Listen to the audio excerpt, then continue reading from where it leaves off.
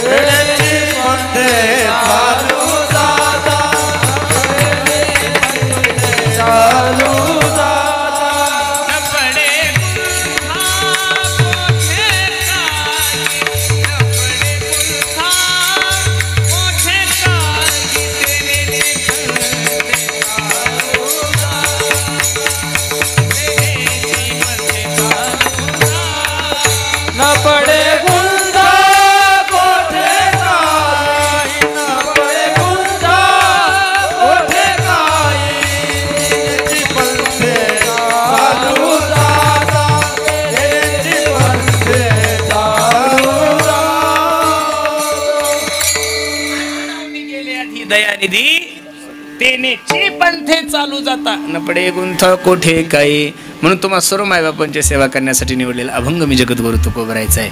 काही साधक तुकोबरायकडे गेले, बाबा ज्या व्यक्तीला दान द्यायचं तो व्यक्ती 3 गुणांनी युक्त असावा लागतो. किती गुणांनी युक्त असावा लागतो? 3 गुणानं. दान देणारा व्यक्ती हा श्रीमंत असला पाहिजे 1, दान देणारा व्यक्ती हा उदार असला पाहिजे 2, आणि दान देणारा व्यक्ती हा स्वतंत्र असला पाहिजे 3. असं सुद्धा आहे, पण त्याच्या घरची परिस्थिती एवढी नाजूक असते महाराज, दिवसभर काम केल्याशिवाय संध्याकाळी चूल पेटत नाही. इच्छा खूप आहे ना त्याला, दान देण्याची इच्छा खूप आहे, पण श्रीमंत नसल्यामुळे दान देऊ शकत नाहीये.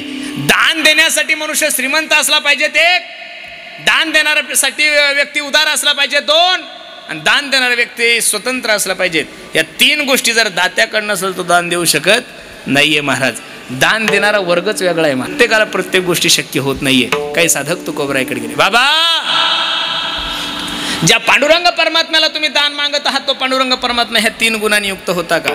आता भगवंताचा जर विचार करायला गेलो तर ज्ञानोबराय ज्ञानेश्वरीमध्ये सांगतात, ऐका यशस्वी औदार्य ज्ञान वैराग्य ऐश्वर्य हे 6 गुणवर्य वस्ती जेत म्हणून तो भगवंतुगा.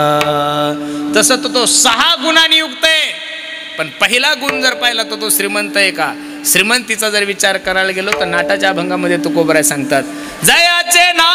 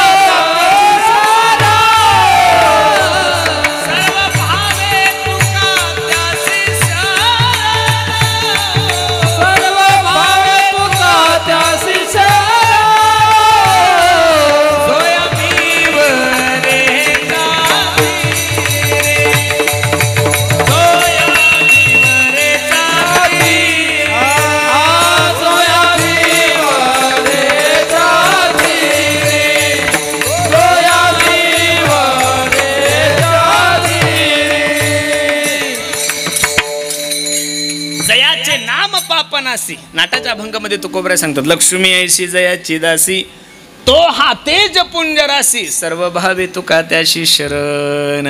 ज्या लक्ष्मीसाठी आपण एवढी रात्रंदिवस तळमळ करताय, ज्या लक्ष्मीसाठी आपण एवढी धावपळ करताय, याची टोपी त्याच्या डोक्यावर, त्याची टोपी त्याच्या डोक्यावर, उन्हाचा विचार करत नाही, पावसाचा विचार करत नाही, थंडीचा विचार करत रात्रंदिवस शेतामध्ये एवढे कबाड कष्ट करता, हे देवासाठी करता का पैशासाठी करता? हो, पैशासाठीच करतात ना मायबाप.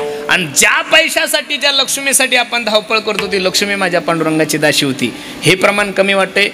तुमच्या नेहमीच्या पाठातलं प्रमाण, पाय लक्ष्मीचे हाती तिसी यावे काकुलती, किंवा म्हणून येतो काकुलती. ठीक आहे महाराज, तुमचा जगाचा मालक श्रीमंत आहे कळालाय आम्हाला, मग तो उदार आहे का? उदारतेचं जर वर्णन करायला गेलं तर महाराज सांगतात, उदार तो हरी ऐसी कीर्ती चराचरी, अनंत हे थोरी गरजता ती पोवाडे. उपमन्यूने वाटीभर दूध मागितलंय महाराज, दुधाचा सागर दिलाय त्या जगाच्या मालकानं. किती प्रमाणात सांगायचे? सुदामा ब्राह्मण दुःखे दारिद्र्य पिढीला, मुष्टीभर पोहे घेऊनी त्याचे भेटीला गेला. शुद्ध भाव देखोनी गाव सोनियाचा दिला, विठोबाचा धर्म जागो त्याचे चरणी लक्ष लागो गा. सुदाम देवानं 3 मुठी पोहे दिले, सोन्याची नगरी देऊन टाकली. कळालंय महाराज, तो श्रीमंत आहे, तो उदार आहे. स्वतंत्रतेचा जर विचार करायला गेलं तर भगवान श्रीकृष्ण अर्जुनाला गीतेच्या 9व्या अध्यायामध्ये सांगतात, गतिर्भर्ता प्रभू साक्षी निवास शरणम स्रोत प्रभू प्रैलस्थानम निधानम बीजमव्य. म्या बोलविल्या विदू बोले, म्या चालविल्या सूर्य चाले, म्या हलविल्या प्राणू हले जो जगाते चाळिता. तुझी या सत्तेने वेदासी बोलणे, सूर्यासी चालणे तुझी या बळे. ऐसा तू समर्थ ब्रह्मांडाचा धनी, चाले हे शरीर कोणाचे असत्य कोण बोलवी ते हरिविना. शेवटचं प्रमाण घेऊ, तो हा देवाचा ही देव हो, बळीया माझा पंढरी राव, बळीया माझा पंढरी राव, बळीया माझा पंढरी राव. तो हा देवाचा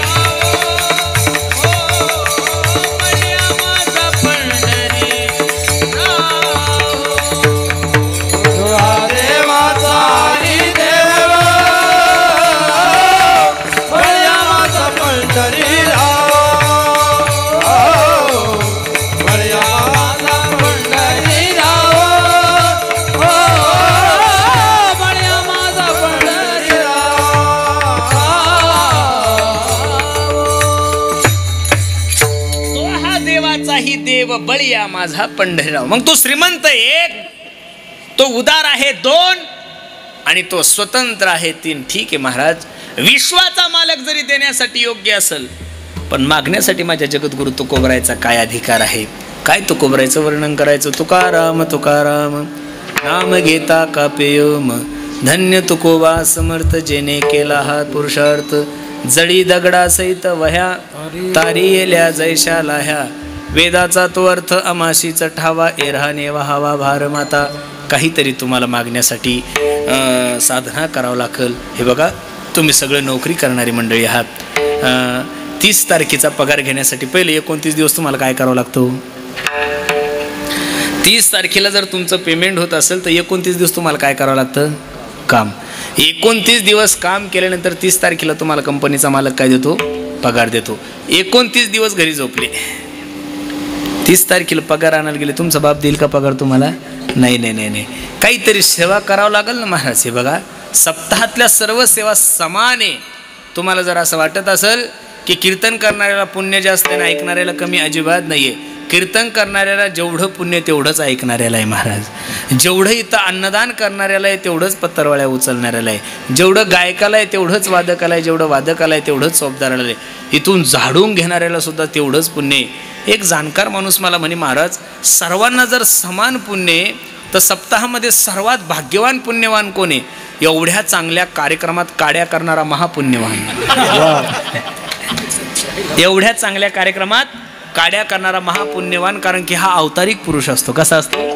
सर्वांना काड्या करणं जमत नाही ना महाराज, हे अवतारिक पुरुष असतात. म्हणून काहीतरी मागण्यासाठी अधिकार असावा लागतो. तुकोबरायचा वंशाच्या मध्ये विश्वंभर बाबापासून तो बोलोबापर्यंत नित्य पंढरपूरचे वारकरी होते. तुकोबरायच्या वडिलाचं नाव बोलोबा आहे आणि आईचं नाव कनकाई आहे. पंढरपूरला गेले, पंढरपूरहून घरी आल्यानंतर आपल्या पत्नीला सांगायचे, ए कनकाई जी, काय त्या पंढरपूरचं वातावरण ग, काय ते महाराज लोक, काय ते वातावरण, काय त्या फुगड्या, काय ते वाखरीचं रिंगण. असं वाटत होतं की घरी येऊच नाही. आणि हे सगळं ऐकल्यानंतर कनकाई आई साहेबाच्या डोळ्याला धारा लागायच्या. म्हणायच्या, मालक 15 दिवसाला पंढरपूरला जाता, मला एकदा तर पंढरपूरला घेऊन जाणं. मला एक प्रश्न करायचा तुम्हाला. विश्वंभर बाबापासून तर बोलोबापर्यंत नित्य पंढरपूरची वारकरी ही तुकोबरायची परंपरा होती. मग कनकाई आई साहेबाला पंढरपूरला नेत नव्हते. याचं कारण महिलांसारखं भाविक, महिलांसारखं श्रद्धाळू, महिलांसारखं प्रेमळ, महिलांसारखं धार्मिक या जगामध्ये दुसरं कोणीच नाहीये. पण शास्त्रानं महिलांच्या ठिकाणी एक दोष सांगितलेला आहे, त्या कोणत्याही देवाला काही ना काही मागितल्याशिवाय राहत नाहीये.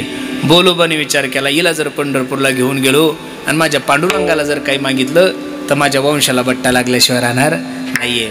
कनकाईने हात जोडले, ओ मालक, काय केलंय कमी तुमच्या पांडुरंगाने? मला 12 गावची जहागिरी आहे, 350 एकर जमीन आहे, सोनं नाणं हिरे माणिक मोती नौकर चाकर, काय कमी आहे माझ्याकडं? फक्त एवढंच ना मालक, माझ्या पोटी संतान नाही. बोलोबा म्हणले, हीच गोष्ट तू पांडुरंगाला मागशील म्हणून तुला पंढरपूरला नेणार नाहीये. आता हो नाही करता नेण्यासाठी तयार झाले. मुक्काम दर मुक्काम, मुक्काम दर मुक्काम करत पंढरपूरला पोहोचले. आणि चंद्रभागेचं स्नान झालं, पुंडलिकरायचं दर्शन झालं, चोखोबरायच्या पायरीचं दर्शन घेतलं, नामदेवरायच्या पायरीचं दर्शन घेतलं. आणि महिलांची बारी वेगळी आणि पुरुषांची बारी वेगळी. महिलांच्या बारीमध्ये कनकाई आई साहेब लागल्यानंतर बोलोबा परत सांगतात, ए कनकाई, काही मागू नको बरं पांडुरंगाला. मालक तुमच्या गळ्याची शपथ घेते, तुमच्या वंशाला बट्टा लागला असं कोणतंही काम करणार नाही. आणि पहिल्यांदा पांडुरंगाच्या दर्शनाला आल्या होत्या. किती गोड आहे माझा जगाचा मालक. बरहा पीडम नटवर वपू कर्णयो कर्णिकारम बिभ्रक कपिशं वैजयंती च माला राजस सुकुमार मदनाचा पुतळा. या विश्वामध्ये माझ्या जगाच्या मालकासारखं सुंदर या जगामध्ये कोणीच नाहीये महाराज. गवळणी वर्णन करत असताना नाथ बाबा एका गवळणीमध्ये सांगतात, माझे अछडे बछडे छछोडे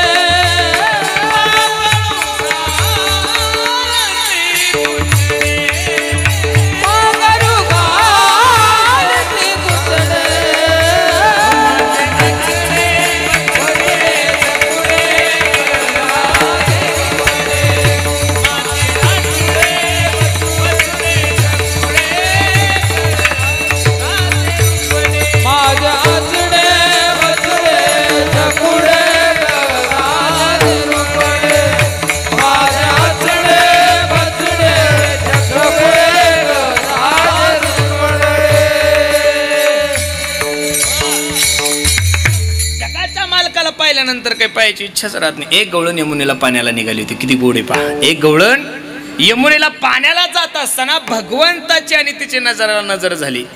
हे शपक आहे पण प्रसंगाला अनुसरून आहे. गाथ्यातलं नाहीये, माथ्यातलंय पण चांगलंय.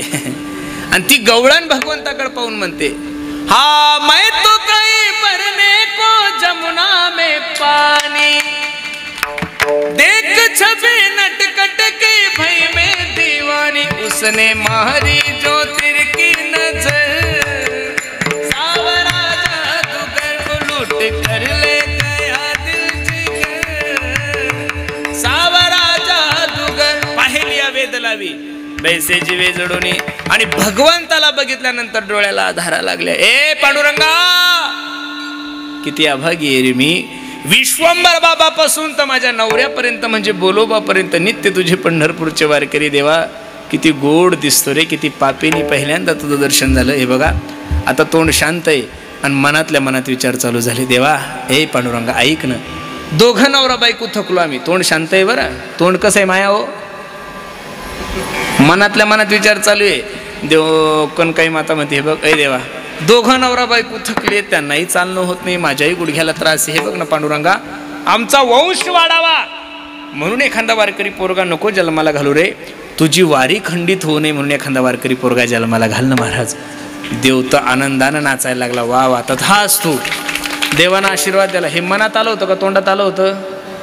हा मनात आलं का तोंडात? मनात. वा वा. कनकाई साहेब निघून गेल्या, बोलोबा दर्शनाला आले.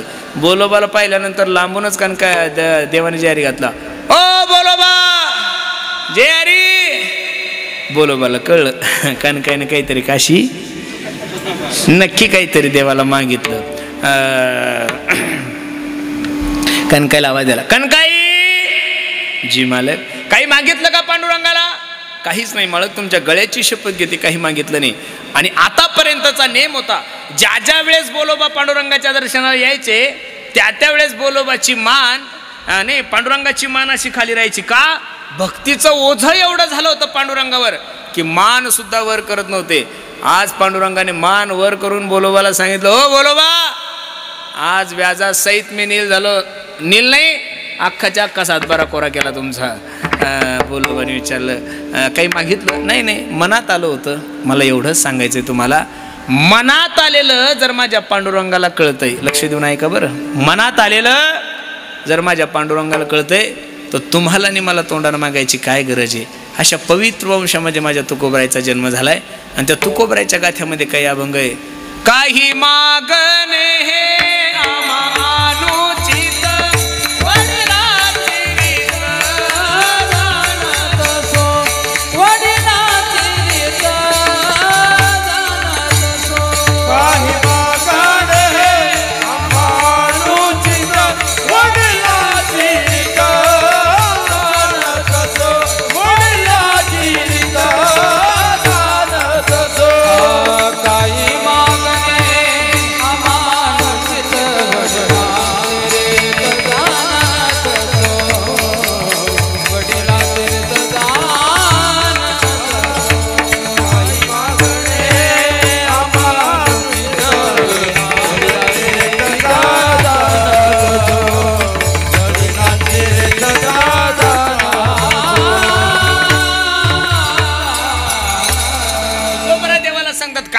हे अमानुचित वडिलाची रीत झालं. देवा आमच्या वाढ वडिलाची रीत आहे, पण तुला काही मागायचं नाही, काय नाही. मग जे जगद्गुरु तुकोबराय सांगतात देवा तुला काही मागायचं नाही, त्या जगद्गुरु तुकोबरायच्या गाथा जर पाहिला तर 125 म्हणजे 125 अभंग मागणी प्रकरणात दिली. हे बघा जगद्गुरु तुकोबरायची अभंगाची भूमिका तुम्ही समजून घ्या, तुमच्या लक्षात येईल. देवा अनुचित तुला काही मागणार नाही, उचित मात्र मागितल्याशिवाय राहणार नाही. माया हो, अनुचित म्हणजे काय आणि उचित म्हणजे काय एका वाक्यात सांगतो. एखाद्या मायमाऊलीची साडी फाटली, एखाद्या मायमाऊलीची साडी फाटली आणि तिनं आपल्या मालकाला सांगावं, मालक शेतात जावं लागतो, मला साडी फाटली, लोक नाव ठेवतील तुम्हाला, जा ना सिन्नरला जाण, मला एखादी 200-400 रुपयाची साडी घेऊन या. ही मागणी उचित आहे का अनुचित आहे माया हो? उचित आहे का अनुचित आहे? उचित आहे. उचित. एखाद्या माय माऊलीची साडी फाटल्यानंतर तिनं आपल्या मालकाला सांगा, मालक मला 200-400 रुपयाची साडी घेऊन या. ही मागणी कशी ते माया हो? उचित आहे. आणि त्याच मायमाऊलीनं आपल्या नवऱ्याला सांगा, मालक 2 तास झालं बकेटीमध्ये तेवढी साडी भिजत घातली, तेवढी पिळून काढा. ही मागणी कशी आहे? अनुचित आहे. सोपं आहे महाराज. अनुचित संसाराविषयी मी तुला काही मागणार नाही आणि उचित परमार्थाविषयी मी तुला काही मागितल्याशिवाय राहणार नाही. आणि काय जगद्गुरु तुकोबराने मागितलेलं आहे? तुकोबराय सांगतात, हे बघा ए पांडुरंगा. तसं तर तुकोबराय देवाला मागतच नव्हते, पांडुरंगाने आग्रह केला, मागण्याची आस पाहे मुखाकडे, चिंतिल्या रोकडे मनोरथ. आणि मग आग्रह झाल्यानंतर तुकोबराने आपल्या अंतकरणातली इच्छा प्रकट केली. अभंगाचं पहिलं चरण. मागणे ते तुझा प्रति आहे, मागणे ते तुझा प्रति आहे, मागणे ते तुझा प्रति आहे, मागणे ते तुझा प्रति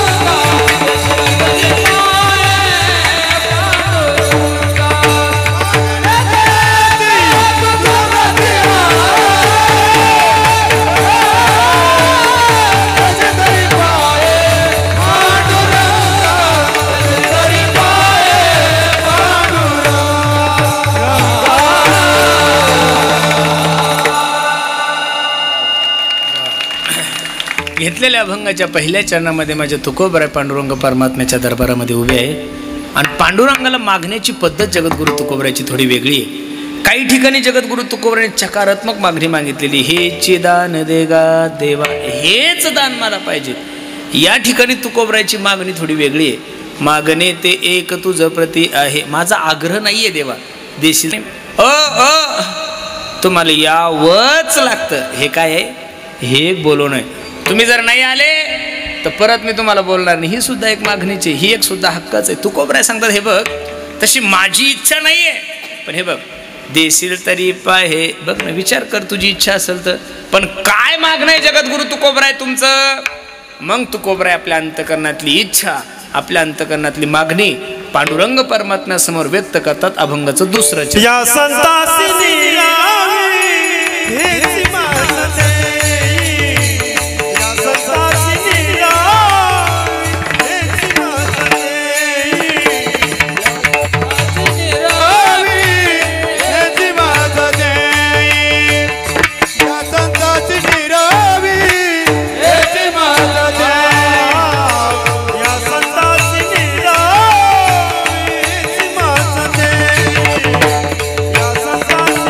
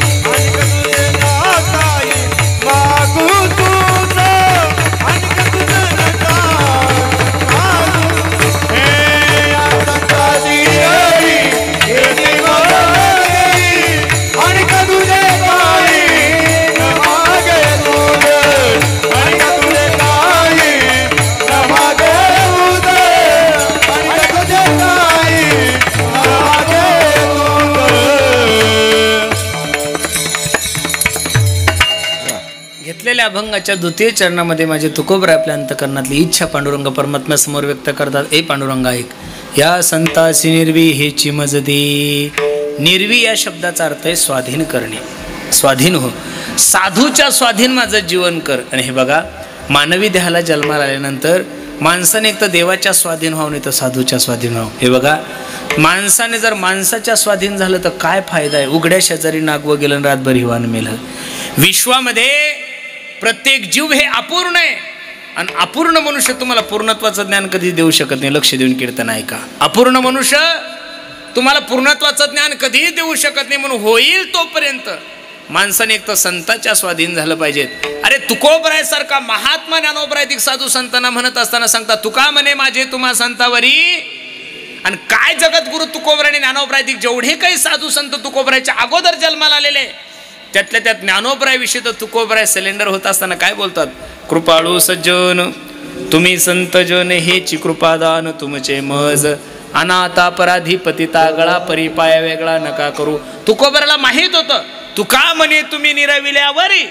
आणि मग मज हरी उपेक्षणा. तुम्ही ठरवलं ना ज्ञानोबराय, देवाची इच्छा असो नसो देवाला माझा उद्धार करावाच लागणार आहे. म्हणून इथं बसणाऱ्या सर्व मायबापाला माझी विनंती आहे. बघा, बाजाराला जात असताना लेकरांना आपल्या बापाची करंगळी कधीच पकडायची. लक्ष देऊन ऐका पोरांनो. बाजाराला जात असताना पोरांनी आपल्या बापाची करंगळी कधीच पकडायची नाही. हुशार लेकराने आपला हात बापाच्या हातात द्यायचा. तुम्ही म्हणसाल महाराज का द्यायचा?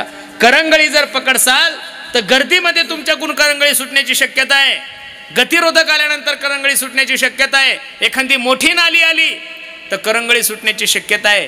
पण तुम्ही तुमचा हात जर तुमच्या बापाच्या हातात द्याला, कितीही मोठी गर्दी असू द्या, कितीही मोठी नाली असू द्या, कितीही मोठी गतिरोधक असू द्या, तुमचा बाप तुम्हाला त्याच्या पलीकडे नेल्याशिवाय राहणार नाहीये. म्हणून संसार करणाऱ्या माणसाने एक तर आपला हात देवाच्या हातात द्यायला पाहिजेत, एक नाही तर साधूच्या हातात द्यायला पाहिजेत. आणि त्यांना विनंती केली पाहिजेत. त्यातल्या त्या देवाला तर कराच ना महाराज. नाभ किनारे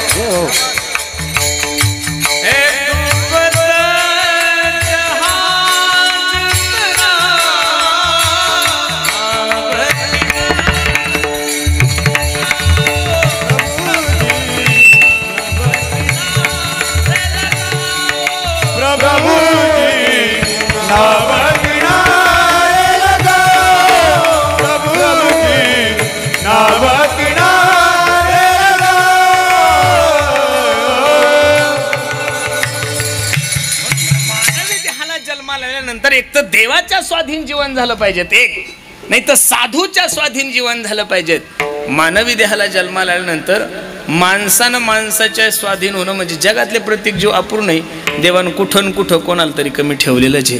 प्रत्येकाला थोडं परिपूर्ण केलेलं आहे महाराज. काहीला रूप दिलं तर गुण दिलं नाही. माधव काहीला दिसायला सुंदर केलं पण वरती नुसते तांबाट्याची, ते बी कच्चे तांबाटे, काहीच नाही. ऐक नाही, काहीला दिसायला सुंदर केलं पण गुण दिलं नाही, काहीला गुण एवढं चांगलं दिलेलं आहे पण रूप अजिबात नाहीये. काही भाग्यवान असे की रूपही नाही गुणही नाही. गाढ वंशेत खाल्लं पाप ना पुण्य. सगळं देवानं कुठं ना कुठं. हे बघा, लक्ष्मी आणि सरस्वती एका ठिकाणी नांदूच शकत नाही दिनेश दादा. का नादल? अजिबात नाहीये. ज्यांच्याकडे ज्ञान भरपूर आहे त्यांच्याकडे लक्ष्मीचा खूप मोठा तुतडा आहे, आणि ज्यांच्याकडे लक्ष्मी भरपूर आहे त्यांच्याकडे ज्ञानाचा तुतडा आहे. म्हणजे प्रत्येक ठिकाणी देवानं प्रत्येकाला कुठं ना कुठं तरी कमी ठेवलेलं आहे. म्हणून या जगामध्ये परिपूर्ण जर कोण असेल तर फक्त संत आहे, परिपूर्ण जर कोण असेल तर देव आहे. म्हणून एक तर संताच्या स्वाधीन जीवन झालं पाहिजे, एक नाही तर देवाच्या स्वाधीन जीवन झालं पाहिजे, दोन. एकदा का तुम्ही त्यांच्यावर जबाबदारी टाकली ना महाराज, मी नेहमी सांगत असतो, आता केलेलं चांगलं काम, तुम्ही केलेली समाजाची सेवा. का अर्जुन गुरुजी त्या अपघातातून वाचले? तुम्ही भारतानंद म्हणून स्वामीजी त्यांचे एखादी पाठीमागं एक पैसे घेणाऱ्या लोकांविषयी बोललेला महात्मा दाढीवाले पाहिले असतील तुम्ही, खूप चांगले. ते म्हणजे वेदांतातले भीष्माचार्य.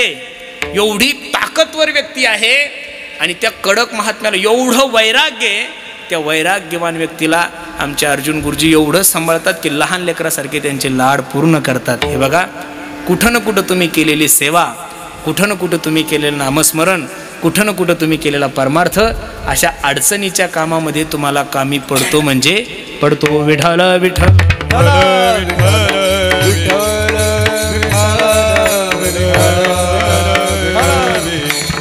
तुकोबराय सांगतात, देवा मला बाकी काहीच अपेक्षा नाही, या संतासी निर्विहेची मज दे, बस मला हेच दे, आणि तुझे काही न मागे तुझं.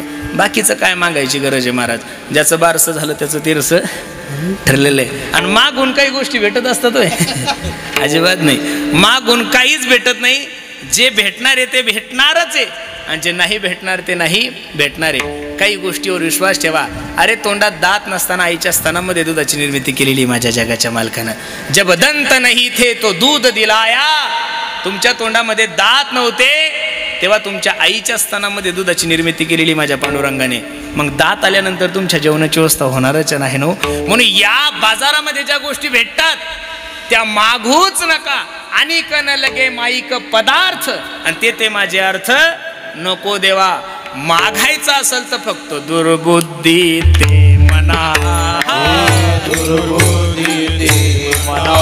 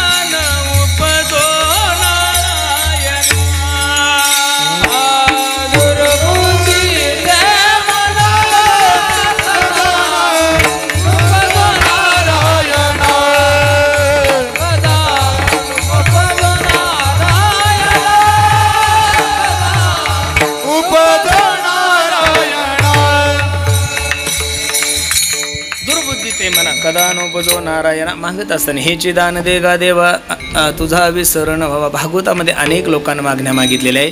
त्यामध्ये 4 लोकांच्या मागण्या खूप प्रसिद्ध आहे. पहिली मागणी मागितली कुंती माताने, दुसरी मागणी मागितलेली भीष्माचार्याने, तिसरी मागणी मागितली पृथ्वीराजाने, आणि चौथी मागणी मागितलेली माझ्या भक्त प्रल्हादजीने. कुंती मातेची मागणी सर्वांना माहीत आहे. हस्तिनापूरचे राजे जगाचे मालक 5 पांडव झाले, आणि भगवंत ज्यावेळेस निघून चालले त्यावेळेस कुंती माता रडायला लागली. भगवंताने विचारलं, हे बुवा काय झालं रडण्यासाठी? काही नाही कृष्णा, आतापर्यंत आमच्यासोबत संकट होते, आतापर्यंत आमच्या जीवनामध्ये दुःख होते, तो आमच्या पाठीराखा होता. आज आम्ही हस्तिनापूरचे राजे झालो आणि तू आम्हाला सोडून चालला. हे बघ देवा, सुख के माते सील पडे जो हरि हृदय से जाए, बलवारी वो दुःख दिजो जो पल पल नाम जपाय. देवा माझी विनंती तुला, काय इच्छा आहे काय नाही, माझ्या जीवनामध्ये दुःख दे. विपदः सन्तु न शश्वत तत्र तत्र जगद्गुरु भवतो दर्शने शत पुनर्भव दर्शनम. देवा माझ्या जीवनामध्ये दुःख दे, दुःख दे, कारण दुःख सुद्धा तुझंच आहे आणि सुख सुद्धा दुख भी तुम्हारा है सुख भी तुम्हारा है मांगू किसे मैं भगवान दोनों तुम्हारे हैं।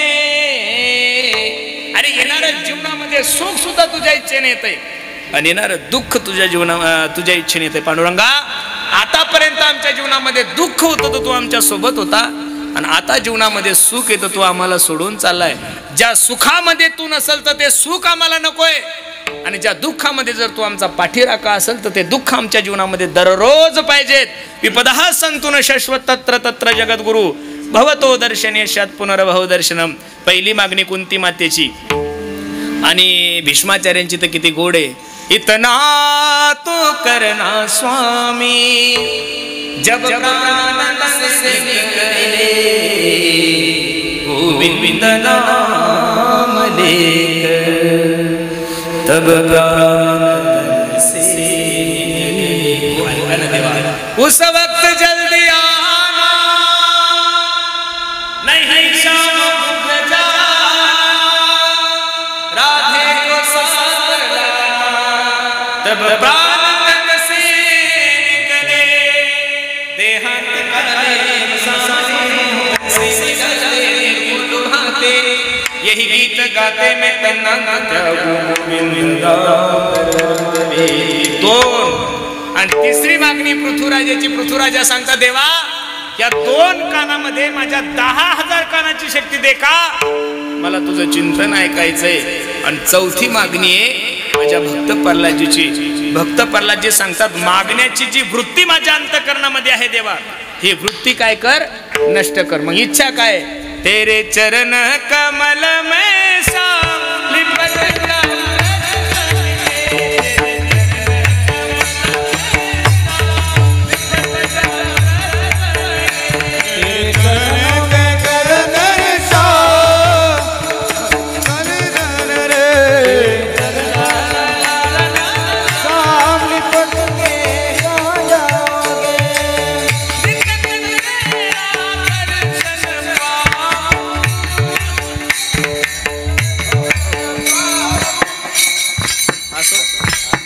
सेवेतलं कीर्तन असल्यामुळे थोडस जोर कमी चाललं नित नित तेरा दर्शन पावू करे दर्शन पावू हरस हरस के हरि गुण गावू मेरे नस नस बस जाओ लिपट जाऊ रस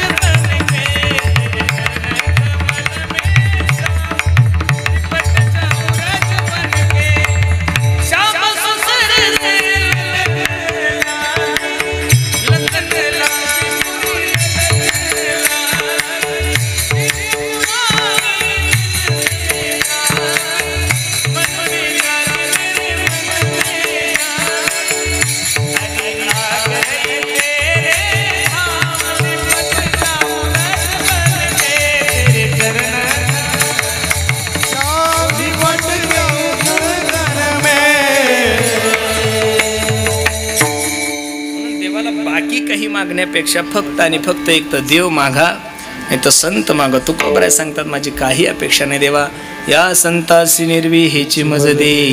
संतांच्या स्वाधीन माझं जीवन कर। बसणारे मंडळी तुमच्या आणि माझ्या जीवनाला सुगंध जर प्राप्त करून घ्यायचा असेल तो सुगंध फक्त आणि फक्त संतांमुळेच प्राप्त होऊ शकतो महाराज। अरे 4 पायाच्या रेड्याला सुगंध मिळाला माझ्या ज्ञानोबरामुळे। कोणामुळे मिळाला रेड्यामुळं। भिंतीला सुद्धा सुगंध माझ्या ज्ञानोबरामुळे मिळालाय। अरे तुम्हाला आणि मला सुगंध ज्ञानोबरामुळे। महाराष्ट्रातील जेवढे कीर्तनकार असतील गायक असेल वादक असेल कथाकार असेल ज्ञानोबराय तुकोबराय सोडून तुम्ही दुसऱ्या कीर्तनात काही सांगा लोक तुम्हाला दगड मारतील महाराज। काय मारतील दगड मारतील। तुमच्याने माझ्या जीवनाला सुगंधच या साधू संतांमुळे आहे म्हणून या संताशी निर्वी हेची मज दे अनेक तुझे काही न मागे तुझं। तुकोबराय सांगता देवा पहिल्या चरणामध्ये मी तुला थोडंसं वजनात बोललो। कसं बोललो वजनात बोललो। देशील तरी पाहे गरज असेल तर पाहे पण देवा तू कसा आहे उदार आहे। हे देवा तू उदार होय आणि पुन्हा एकदा त्या संतांच्या चरणापाशी तू का म्हणे आता उदार तू होई तू का म्हणे आता उदार तू होई तू का म्हणे आता उदार तू का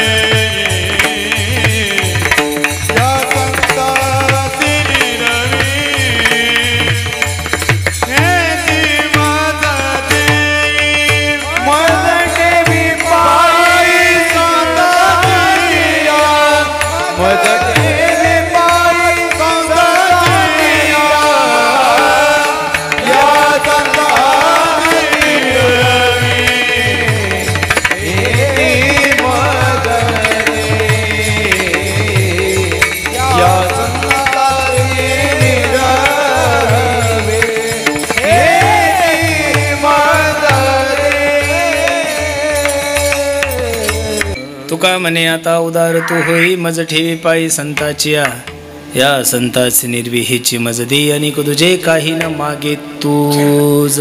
जगद्गुरु तुकोबरायचा हा 3 चरणाचा अभंग.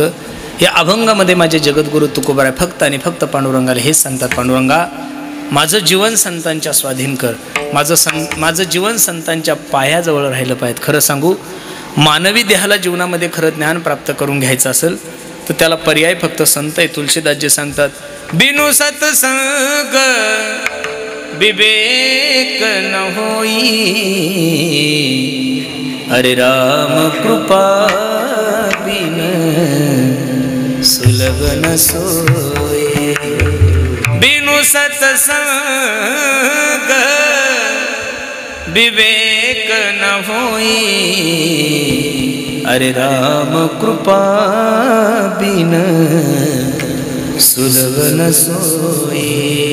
वाल्या कोळ्याच्या जीवनामध्ये नारदजीने चातुर्मास नाही केलेला हो, फक्त 1 मिनिटाचा सत्संग आहे. वाल्या ज्यांच्यासाठी एवढं अनिष्ट मार्गाचं वर्तन करतोय, ज्यांच्यासाठी एवढं पाप कर्म करतोय, ज्यांच्यासाठी एवढ्या लोकांना मारतोय, हे लोक शेवटी तुझ्या कामी येणार नाहीये.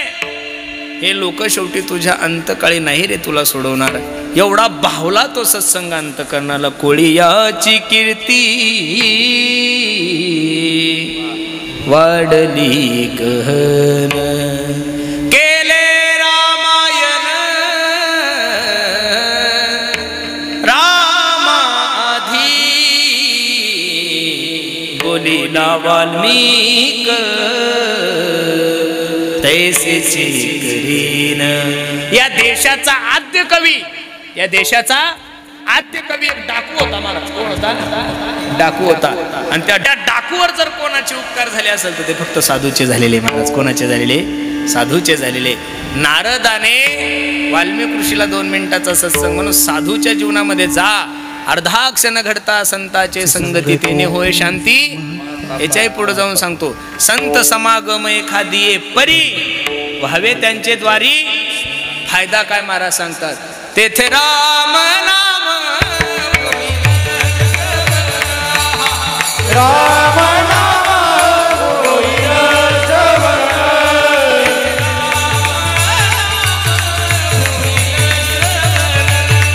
राम नाम होईल श्रवण,